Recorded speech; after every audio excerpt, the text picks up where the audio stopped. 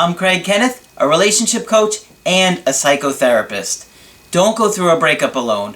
Click on the link in the description below to get a one-on-one coaching with me, or go to my website, askcraig.net.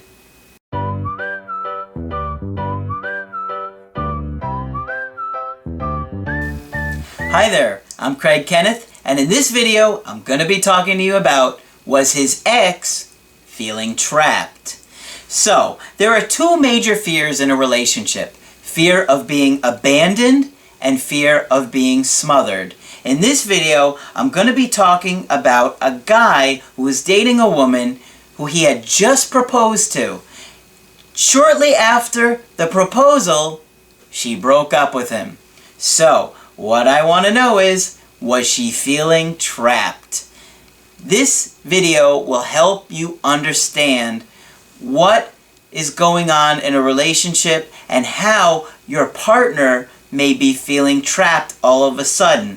Sometimes you can have your relationship go from one level of intimacy to another, and that can really scare one of you or both of you. And if you cause that person to feel trapped, they're going to need some space. The problem is, when they take that space, we automatically cling to them and try and pull them even closer. So, that just chases them away even further. I got an email here that I think is going to be really helpful for you guys, because maybe you're in a situation where you just proposed to a girl, or you just decided to become exclusive, and now all of a sudden, she's freaking out. This goes for guys too. Guys freak out just as easy. It can be men or women that just feel too smothered. So,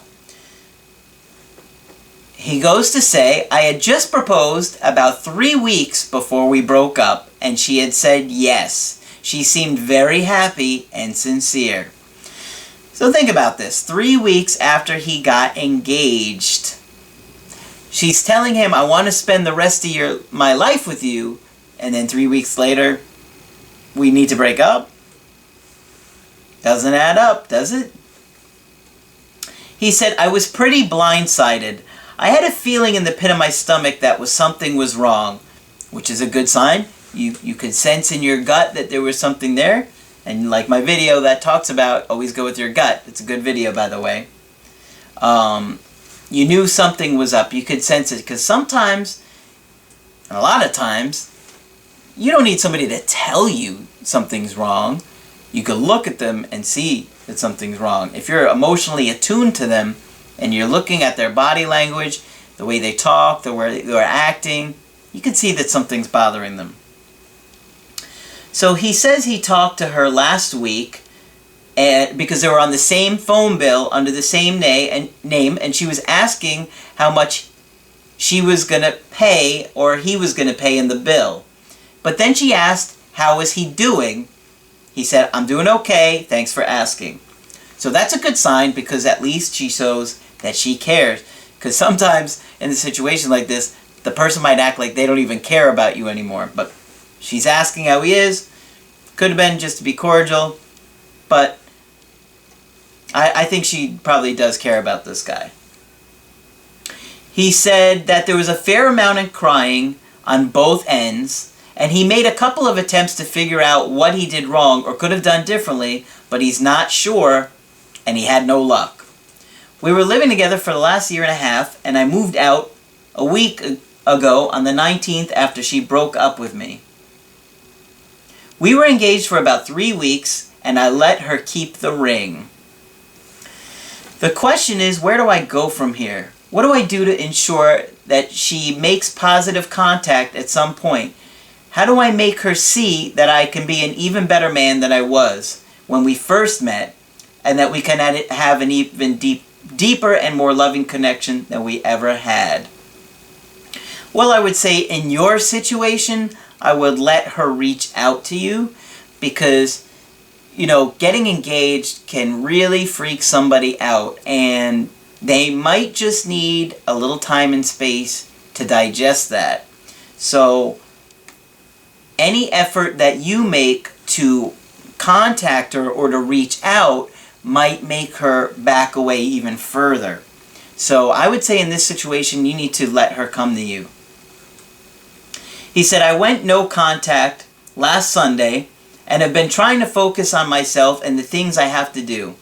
I was very focused on our relationship and our future together that had a lot of things fall by the wayside. My schooling, filing for bankruptcy, getting my license. Yeah, I would say that definitely had an effect on the relationship because, you know, a woman wants to feel secure in the relationship that she's got a man, that he's got his life together. And if you were neglecting the other areas of your life, that probably did bother her. That probably made her think, how are we supposed to have a future together when this guy isn't doing what he needs to do? He's more worried about me. A woman doesn't want to be the priority in your life. She wants you to, you know, do what it is that your purpose is, and then she wants to be by your side. If you make her the priority, that puts a lot of pressure on her. You know what I mean? That the relationship has to be a big part of your life, but when you put all of it on them, they just feel like you're not out living your purpose. Turns them off. Okay. He says, things just piled up over the last few months, and I was still more concerned about her and the relationship and us getting by, but I felt I had no choice as I always was the more financially organized and responsible one. Well, she's got to be responsible for herself too. She's an adult. She can't be acting like a child in this relationship. Over time, she seemed less and less happy until, boom, she said, I think we should break up. She gave me the comment, I just need space and I want to be alone. I don't know if this is what I want right now. Yep. We hear that all the time, though, don't we, guys? The same, similar phrases. You know, like I said, she may have just been feeling trapped here. You need to back away and let her miss you. In your situation, I think she's probably feeling smothered.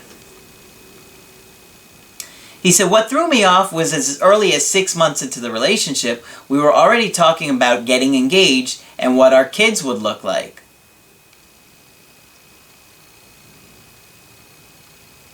A little too soon. Slow your roll. That tells me attachment trauma. Why? Because people that have an attachment injury generally cling to another person quicker than others. I mean, exploring the idea of the relationship pursuing further is one thing, but talking about what your kids are going to look like already, that's a little soon, I think. 7 months is fine, though. Just kidding. Let me see here. He said, I deleted my Facebook and cut a lot of people off due to some of her insecurities about me finding someone else. What did I just say? Attachment trauma. Just said it. Here we are. Right? She's very insecure. She has an insecure attachment style. That means in her early life, her caregivers did not do a good job of making her feel loved. And therefore, she's insecure and she is not going to be as trusting towards her romantic partners as somebody that has a secure attachment style. Let me go on. She said part of it also was that she felt like my mother was controlling my life, and I needed to be a man and stop letting my mom get in my head. Yeah, that's a big one. She's picking that up. Sounds like you have attachment trauma too if you're letting your mom control your life at your age. I think you said you were like 25 or 26. And she's sensing that. That turns a woman off. They want a man to be a man. You know, obviously they want a man to respect his mom and love his mom. But if you're planning on marrying this girl, she's not going to like that. Her and my mom have some history. He said it's a long story. Sounds like drama. What do I say? When there's drama, look for trauma. And there was some hard feelings between them for a good part of our relationship. She felt as though none of my family liked her. Is she right? She could sense it. And if she is right, why don't they like her? Are they a good judge of character? If they are, you might wonder why they don't like her. I do know for a fact that I treated her better than any man she's ever been with, because she told me so multiple times, and on top of that, her family loved me and told me I was one of the best things that ever happened to her.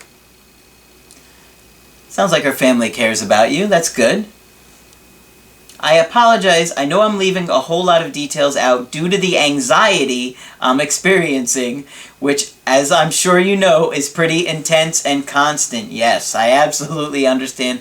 I've been in your shoes, guys. I've gone through horrible breakups. That's why I do what I do. That's why I became so passionate about this, was because I kept looking for answers everywhere, and all the answers that I found were nonsense, and they just didn't resonate with me. They didn't sit with me, and they didn't feel helpful to me. So I was hell-bent on figuring stuff out, and as I think most of you can see, I've done a pretty damn good job. Not that I have all the answers, but by next week I should. I'm kidding. Let me go on here. There's a little bit more. Again, we were together for nearly 2 years, and it was the most serious and longest relationship either of us has been in. Thank you for any and all insight. You have your videos have been a really big help. So, thank you for the kind words. I do appreciate that. You know, I goof off in here to have some fun, but, you know, I really do appreciate all the kind words that I get from you guys. It makes me feel like all the hard work and time and effort that I put into this is paying off, because I really do want you guys to have the best information out there. And I think for your situation, a lot of this probably is just her having some cold feet, freaking out because the relationship moved from, you know, dating to engagement. And maybe on some level she knows 6 months isn't a very long time, and that maybe she should slow things down. And you should consider that too, because you really don't know somebody after 6 months. It takes about 2 years before you really know somebody, because they're going to go through cycles in their life. If they've had major traumas or major events in their life, could be a death, divorce, things come up. And you guys may not know this, but we tend to have these periods in our life where it comes up and we start to behave differently around that period of time. Maybe the death of a parent or a child, I hate to say, but, you know, those things do happen. And when they do come up, it triggers that trauma, and all those feelings of the trauma come out, and the symptoms of the trauma come out, especially if you haven't talked about it and dealt with it. It's so critical to talk about things. That's why I say, the best thing that you guys can do is schedule the Skype coaching with me, because talking to me about it, you are going to feel so much better. I promise you that. I've been doing this for a long time, and I know that the real value is talking about these things. Like I said, when I went through my breakup, or one of my breakups, I went to my therapist twice a week, and it was desperately needed on my part. So, you guys may not be as bad off as I was at the time, but, you know, we're all different. We all handle things different. I had attachment issues. I had attachment trauma and a lot of anxiety. So for me, a breakup was very, very painful. And it was regarding two people, because like I said, you know, with that particular breakup, there was a little girl involved that I loved like my own kid. So that was two separate issues. And you might have something like that going on too, where you don't just lose the person, but you lose children involved, and obviously you lose friends and family, so it can be really, really difficult. I understand. That's why I do this. So, you guys might find yourself in situations where a relationship progresses a little bit too soon, and the other person feels trapped. It's important to give them some time and space, and let them come back to you on their own. You have to be secure enough to know that they will. And that's the really scary part for those of us that have an insecure attachment style. So, if you want to get my help personally, go to my website, AskCraig.net, and sign up for the coaching option that works best for you. If you like this video, throw a like on there, leave your comments below, and remember to subscribe to the channel because I post videos Monday through Friday. That's it for this video. I'm Coach Kenneth, and I will talk with you soon.